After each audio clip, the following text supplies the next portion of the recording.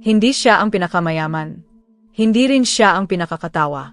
Siya ang isa na nakakaintindi na isang bagay tungkol sa psikolohiya ng babae na 75% ng kalalakihan ay hinding-hindi maunawaan.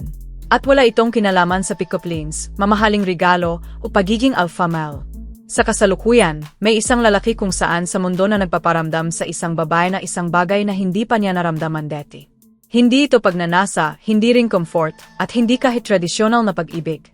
Pinaparamdam niya sa kanya na siya ay naiintindihan sa psychological level, sa paraang nilalampasan ang lahat ng depensa na binuo ng babae sa mga taon na nakakabigong relasyon. Pagkatapos mo basahin ito, maintindihan mo kung bakit ang ilang lalaki ay natural na nakakaakit na mataas na kalidad na babae, habang ang iba ay nahihirapan kahit na kumpleto na ang lahat ng kailangan nila. Malalaman mo kung bakit ang mga payo tungkol sa pakikipagdate at relasyon na ibinigay sa'yo ay talagang nagtatakda sa'yo para mabigo. At matutuklasan mo ang isang katangian na talagang ginagawang hindi malilimutan ang isang lalaki sa babae. Ngunit babalaan kita, kapag nakita mo ito, hindi mo na ito may tatanggi. Maintindihan mo kung gaano karaming oras ang nasayang mo sa pagsisikap na maging kaakit-akit, sa halip na simpleng maging kaakit-akit. Ang bitag ng pagpapatunay, The Validation Trap.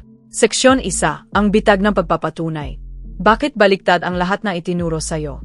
Simulan natin sa pagwasak ng pinakamalaking kasinungalingan tungkol sa atraksyon na nagpapasama sa buhay pakikipagdate ng mga lalaki sa loob ng dekada. Hindi naaakit ang babae sa lalaki na laging nagpapatunay sa kanila. Alam ko. Lahat ng dating guru, lahat ng romantic comedy, lahat ng payo sa relasyon ay nagsasabi ng kabaliktaran. Gawing espesyal ang babae, sabihin sa kanya na maganda siya, ipakita kung gaano mo siya pinapahalagahan, validate ang kanyang nararamdaman. Narito ang matinding katotohanan. Ang labis na pagpapatunay ay pinakamabilis na paraan para maging invisible ka sa isang babae.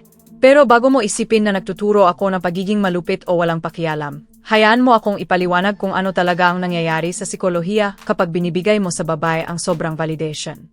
Ayon sa pananaliksik ni Robert Cialdini sa Influence, may isang counterintuitive na bagay tungkol sa psikolohiya ng tao. Pinahalagahan natin ang bagay na pinaghirapan natin. Kapag madali lang ang isang bagay, binibigyan ito na mas mababang halaga ng ating utak. Hindi ito conscious, nakatanim ito sa ating psychological reward systems.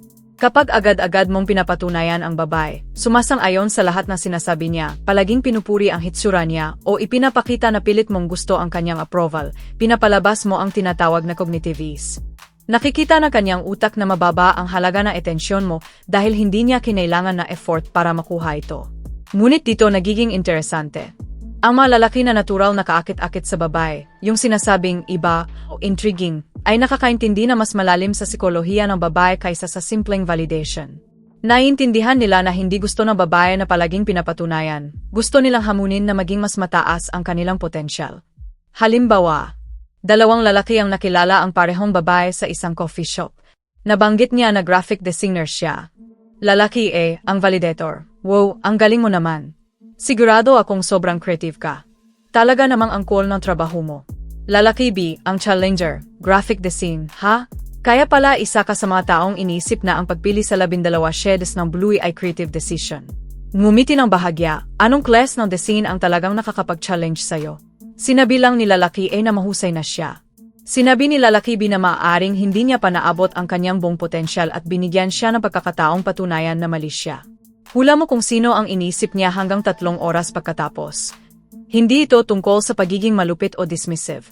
Ito ay tungkol sa pag-unawa na ang atraksyon ay nabubuo sa psychological tension, hindi sa comfort. Ang mga Stoic philosophers ay nakakaintindi nito sa ibang konteksto. Sabi ni Seneca, every new beginning comes from some other beginning's end.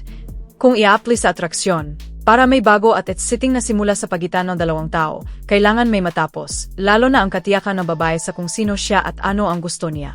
Ang mga lalaking hindi malilimutan ng babae ay yung dahan-dahang ginugulo ang kanilang self-concept para magkaroon ng growth, hindi yung nagpapakita lang na alam na nila tungkol sa kanilang sarili. Karamihan sa mga lalaki ay sobrang natatakot sa rejection, sobrang gusto na magustuhan, kaya nagiging psychological echo chambers, pinapakita lang sa babae ang gusto nilang marinig. Pero ang echo chambers hindi lumilikha ng atraksyon, lumilikha lang ng pagkabagot. Ang lalaki na nakakaintindi ng lihim na ito. Ang lalaki na nakakaintindi ng lihim na ito hindi basta nagpapatunay sa babae. Binubuo niya sila, pinapalakas, at pinapakita ang potensyal na hindi pa nila nakikita sa sarili. Hindi siya tumatanggap sa limitadong bersyon ng kanilang sarili na tinanggap na nila. At iyan, Ginoo, ang simula ng tunay na atraksyon. Ang psychological na agwat, the psychological gap. Seksyon 2, ang psychological na agwat, bakit pinipili ng babae ang lalaking nananatiling misteryoso. Si Sarah ay isang matagumpay na abogado, matalino, accomplished, sanay kontrolin ang sitwasyon. Nakipag-date na siya sa mga abogado, doktor, at negosyante, mga lalaking perpekto sa papel, pero hindi niya naramdaman ang kuryenteng iyon, ang constant na inisip ang isang tao sa isip niya. Tapos nakilala niya si Jake. Si Jake ay isang karpintero na gumagawa ng custom furniture, nakatira sa isang converted warehouse, nagbabasa ng philosophy books sa lunch break, at may matibay na opinyon sa mga bagay na hindi pa naisip ni Sarah. Kapag nagkwento siya tungkol sa high-stress na kaso, hindi siya nagbibigay ng solusyon o simpatiya. Tinanong niya si Sarah kung bakit pinili niya ang career na tila taliwas sa kanyang mga values. Sa loob ng 3 linggo, ang babaeng highly rational na ito ay nare-rearrange ang schedule niya para makasama ang lalaking hinahamon ang lahat ng inisip niya tungkol sa ideal na partner. Ano ang naintindihan ni Jake na hindi naiintindihan ng dating mga boyfriend ni Sarah? Ang psychological na agwat. Bakit misteryoso ang babae sa lalaki? Ipinapakita ng modernong psikolohiya na may isang crucial na bagay tungkol sa atraksyon ng babae. Pinaka-naakit ang babae sa lalaking hindi niya ganap na maunawaan. Ayon sa neurological research ni E.R. Helen Fisher tungkol sa love at attraction, ang uncertainty ay nag-activate ng brain's reward system ng mas malakas kaysa certainty. Kapag hindi natin mapredict ang kilos ng isang tao o hindi ganap na naunawaan ang motibasyon niya, ang utak natin ay nagiging obsessed sa pag-solve ng puzzle. Ngunit ang mahalagang punto, hindi ito tungkol sa pagiging unpredictable sa chaotic o unreliable na paraan. Ito ay tungkol sa psychological depth, ang pagkakaroon ng layers sa personalidad, interest, at thought process na hindi agad makategorize o maintindihan. Karamihan sa mga lalaki, sa eagerness nila makakonekta, ay agad na nagbabahagi ng lahat tungkol sa sarili. Kinukwento ang buong buhay sa first date, ipinapaliwanag ang motibasyon, pinapaliwanag ang desisyon, at nagiging ganap na transparent. Akala nila ito ay lumilikha ng intimacy. Sa totoo lang, lumilikha ito ng pagkabagot. Ang mga lalaking effortlessly nakakaakit sa babae ay naiintindihan ng misteryo ay hindi tungkol sa pagtatago ng impormasyon. Ito ay tungkol sa pagkakaroon ng rich inner life na laging may bagong pwedeng matuklasan. Sinabi ni Carl Jung sa kanyang pag-aral tungkol sa anima at animus, naakit tayo sa mga taong nagtataglay ng kalidad na hindi pa natin ganap na nade-develop sa sarili natin. Practical na aplikasyon.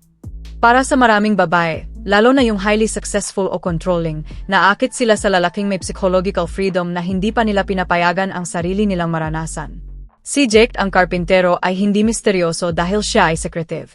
Misteryoso siya dahil may tunay siyang depth. Nagbabasa siya ng philosophy hindi para mapansin na iba, kundi dahil naintriga siya sa mga ideya. Pinili niya ang propesyon hindi para sa status, kundi dahil mahal niya ang paggawa ng bagay gamit ang kanyang mga kamay. Na-develop niya ang aspects ng sarili niya na hindi disenyo para maka-attract ng babae, pero naka-attract ito bilang side effect. Praktikal na aral. Tumigil sa pagsisikap na maintindihan at simulan ang pagiging interesante. Kapag nagtanong ang babae tungkol sa trabaho mo, huwag lang ilarawan ang duties. Ikuwento kung ano ang nakaka-fascinate sa'yo sa trabaho o kung ano ang natutunan mo na nagbabago sa pananaw mo sa mundo. Kapag nag-share siya ng problema, huwag agad magbigay ng solusyon. Magtanong ng mga tanong na magpapaisip sa kanya sa ibang paraan. Ang psikolohikal na agwat hindi tungkol sa pagiging distant o aloof. Ito ay tungkol sa pagiging present ngunit hindi ganap na accessible. Ito ay tungkol sa pakikipag-engage sa isip niya sa paraang naglilikha ng curiosity, hindi certainty. Ang prinsipyo ng soberanya, the sovereignty principle. Isipin mo ang mga taong nakaka-fascinate sa'yo. Hindi sila yung naiintindihan mo ng ganap. Sila yung mga nakakagulat, may unexpected depths, at pinapaisip ka kung ano ang inisip nila. Gusto ng babae na maramdaman ang parehong curiosity tungkol sa'yo. At ang maganda, kapag hindi ka nagpupumilit na maintindihan, mas lalong nais ng babae na maintindihan ka. Ang kalayaan ang pinakamakapang-akit na katangian. Independence is the ultimate aphrodisiac. May isang sandali sa bawat romantikong kasaysayan ng babae na malinaw niyang naalala. Hindi ang sandali na siya umibig, kundi ang sandali na napagtanto niyang gusto niya ang isang bagay na hindi niya maaaring makuha. Hindi dahil malupit o rejective ang lalaki. Dahil mayroon siyang isang bagay na sistematikong tinanggal ng karamihan na modernong lalaki sa sarili nila, ganap na psychological independence. Para maging malinaw, ang independence ay hindi pagiging emotionally unavailable. Hindi ito tungkol sa paglalaro ng games o pagiging mahirap makuha. Hindi rin ito tungkol sa hindi pagpapahalaga sa babae o relasyon. Ang tunay na independence ay ang pagkakaroon ng buhay na mayaman, makabuluhan, at tunay na kasyasya kung saan ang presensya ng babae ay nagpapaganda nito, ngunit hindi kumukompleto rito. Naiintindihan ito ni Marcus Aurelius nang sinabi niya, "Very little is needed to make a happy life. It is all within yourself in your way of thinking." Ang mga lalaking irresistible sa babae ay internalize ng buo ang prinsipyong stoic na ito, kaya naglalarawan sila ng psychological sovereignty. Ano ang hitsura ng psychological sovereignty? Mayroon ka mga goals at interests na ganap na independent sa romantikong relasyon. Gumagawa ka ng desisyon based sa iyong values, hindi sa iniisip mong makaka-attract o makakapagpanatili ng babae. May malinaw at compelling na vision para sa buhay mo na susundin mo kahit single ka o kasal. At ang pinakamahalaga, hindi mo kailangan ang approval ng babae para maging confident o masaya sa sarili mo. Dito kadalasan nagkakamali ang karamihan ng lalaki. Humihingi sila ng validation mula sa babae sa lahat ng bagay, hitsura, desisyon, halaga bilang tao. Binabago nila ang opinyon para tumugma sa kanya. Iniwan ang mga kaibigan at interes para mas maraming oras sa babae. Ginagawang primary source ng self-esteem ang kaligayahan niya. Ang psikolohikal na katotohanan. At sa kanila tanong, bakit nawala ang passion?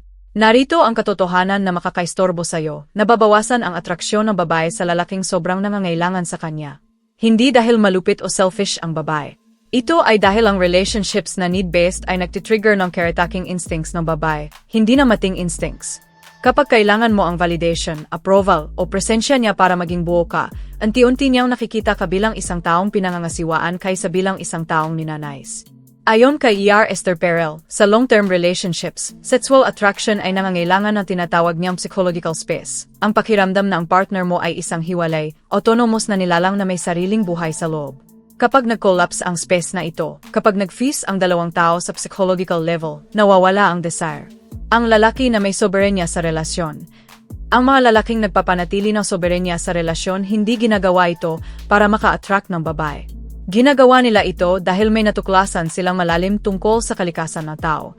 Hindi mo tunay na mamahalin ang isang taong kailangan mo, at hindi ka rin tunay na mamahalin na isang taong kailangan ka. Ito ang paradox na sumisira sa karamihan ng relasyon. Kapag mas sinubukan mong siguraduhin ang pagmamahal na iba sa pamamagitan ng pagiging indispensable, mas tiniyak mong eventually ay magiging dispensable ka. Ang soberanong lalaki ay nagmamahal mula sa abundance, hindi scarcity. Pinipili niyang makasama ang babae dahil nagdadagdag siya ng value sa kanyang buhay na punong-puno na ng kahulugan, hindi dahil kailangan niya siya para maging meaningful ang buhay niya. At nararamdaman ito ng babae kaagad. Kapag nakilala ng babae ang lalaki na malinaw na may sariling mission, sariling standards, at sariling source ng fulfillment, nagigising ang primal instincts niya. Hindi lang niya gustong makasama ang lalaki, gusto niyang magpamalas ng halaga sa buhay ng lalaki. Ang pinakamalupit na ironiya ng atraksyon. Kapag hindi mo kailangan ang pagmamahal ng iba, mas malamang na matatanggap mo ito. Ang lalaking namumuhay ayon sa authentic purpose niya hindi lang nakaka-attract ng babae, nakaka-attract siya ng tamang babae. At iyan ang lahat ng pagkakaiba.